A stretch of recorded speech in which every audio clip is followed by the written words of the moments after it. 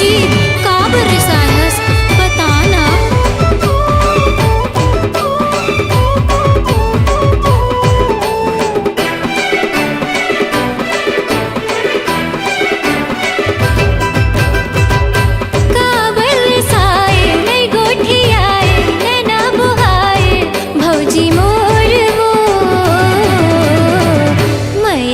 देवैया ये मयारू भौजी मोर हो, ममता लुटैया तै मयारू भौजी मोर।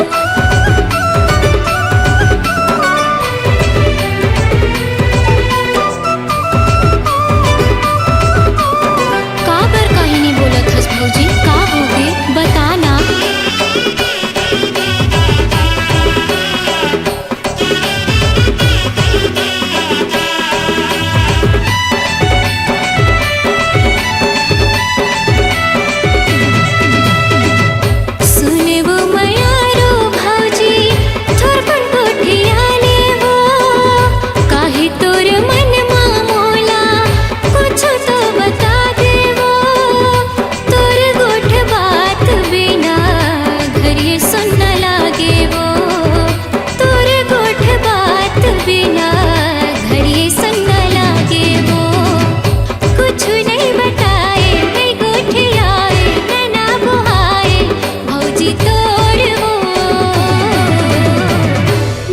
के देवैया ये मयारू भौजी मोर हो, ममता लुटैया ये मयारू भौजी मोर।